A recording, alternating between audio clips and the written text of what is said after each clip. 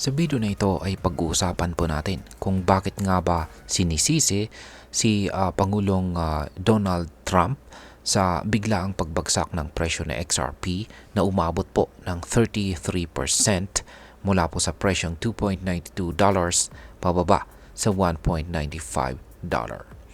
Kaya pag-uusapan din natin kung paano po naapektuhan ang iba pang mga cryptocurrencies at kung ano po ang ibig sabihin nito para sa atin bilang mga Pinoy crypto enthusiast. Kaya ayan, bago po tayo magpatuloy ay nais ko lamang po munang bigyang linaw ang aking disclaimer kung saan ang nilalaman po ng video na ito ay hindi po ito isang financial advice. For education and information purposes lamang po ang layunin nito. Kaya ayan po, si Pangulong Donald Trump. Ngayon ay umpisahan po natin sa kung ano po ba ang nangyari sa presyo ni XRP. Ayan, kamakailan lang ay nakaranas po kasi itong si XRP ng matinding pagbagsak. Sa loob po ng 24 oras, bumagsak ito ng higit sa 33% mula po sa presyong $2.92 pababa sa $1.95. Nakakalungkot dahil 2 araw bago po ang pagbagsak na ito ay umabot pa ang presyo nito sa $3.13. Hindi lang ito ang naapektuhan, pati na rin si Bitcoin ay bumaba rin mula sa $100,000 hanggang $91,000. Halos 40% naman ang nawala sa halaga ng iba pang altcoins tulad po ni Dogecoin at saka si Shiba Inu. Ngayon, ang pinakamalaking tanong dito ay bakit nga ba sinisisi itong si Pangulong Donald Trump? Yan, ito pong kasing February 1, taong 2025 ay nagpatupad itong si Pangulong Trump ng malalaking tariff o buwis sa mga import mula sa mga bansang Mexico, Canada at saka China. 25% po ng tariff ang ipinataw sa mga produkto mula sa bansang Mexico at saka Canada, habang 10% naman sa mga imports mula sa bansang China. Ayon po sa administrasyon niya, layunin po ng hakbang na ito na solusyonan ang mga issue ng illegal immigration at saka drug trafficking. Dahil dito ay nagpatupad din ng retaliatory tariff ang bansang Mexico, Canada at China bilang tugon. Naghain din po sila ng legal na aksyon laban sa US at ang resulta, yan, lumala ang takot ng mga investors sa posibleng global trade war at nagdulot ito ng matinding volatility sa crypto market. Ngayon ay ano naman po ang connection nito sa pagbagsak ng crypto market? Kapag nagkaroon po kasi ng economic uncertainties, ay madalas na naapektuhan ang mga riskier investments tulad po ng mga cryptocurrencies. Dahil po sa trade tensions na dulot ng tariff ni Pangulong Trump, maraming investors ang nagpanic sell. Bumagsak si Bitcoin sa 3 linggong low, yan, 3-week low nito.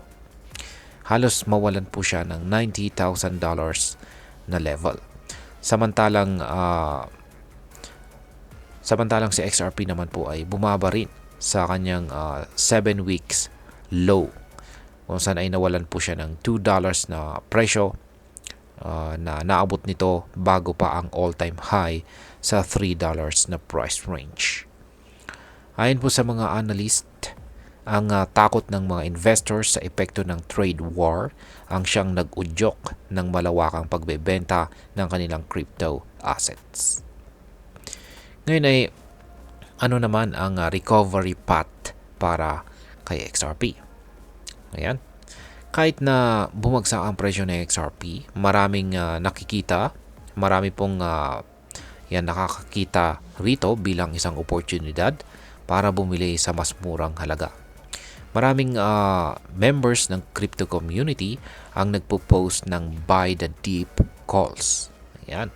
At sila po ay umaasa na muling aangat itong si XRP. Sa katunayan ay bumalik na po sa $2 na price level ang presyo ni XRP at ngayon ay dahan-dahang umaangat muli. Habang ito po ay nasa presyong $2.34. Yan, isa pong 20% rebound mula sa low na $1.95 kung saan siya bumagsak. Gayunpaman ay nasa 19% pa rin itong mas mababa mula sa dating presyo nito na kanyang naabot nitong mga nakaraang araw. At ngayon ay ano naman ang maaaring maging epekto nito para sa atin bilang mga Pinoy crypto traders at investors, lalong-lalo na sa mga interesado dyan kay XRP.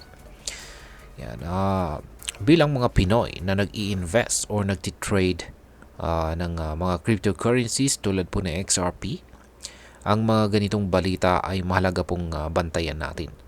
Ang volatility o biglaang paggalaw ng presyo ay pwede po kasing magdulot ng panic, pero pwede rin itong maging pagkakataon para kumita. Kaya kung tayo po ay short-term trader, kailangan po nating maging alerto sa mga ganitong balita dahil mabilis na magbago ang presyo ng mga crypto assets. Sa mga long-term investors naman, maaari pong tingnan natin ito bilang pagkakataon na bumili ng XRP sa mas murang halaga kung tayo po ay naniniwala na tataas pa ang value nito sa hinaharap. At ayan, bilang panghuli ay ano naman ang aking masasabi tungkol dito. Ang sitwasyon po ni XRP at iba pang mga cryptocurrencies ay nagpapakita po ng kahalagahan ng pagiging updated sa mga global economic events. Ang mga desisyong pampolitika tulad po ng tariff ni Pangulong Trump ay may direktang epekto hindi lamang po sa traditional stock markets kundi pati na rin sa crypto market. Para sa akin ay mahalaga pong tandaan na ang crypto investments ay hindi lamang po tungkol sa mabilis na kita. Kailangan po natin ng malalim na pag-unawa sa market dynamics at isang malinaw na investment strategy. Kaya wag po tayong basta-basta magpadala sa panic selling at wag ring magmadaling bumili kung wala po tayong sapat na analysis.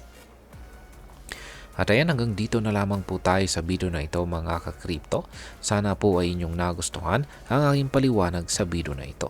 Kung inyo po itong nagustuhan, pakiclick lamang po ang like button nito. Marami pong salamat sa panonood. Ingat po tayo lagi at God bless po sa ating lahat.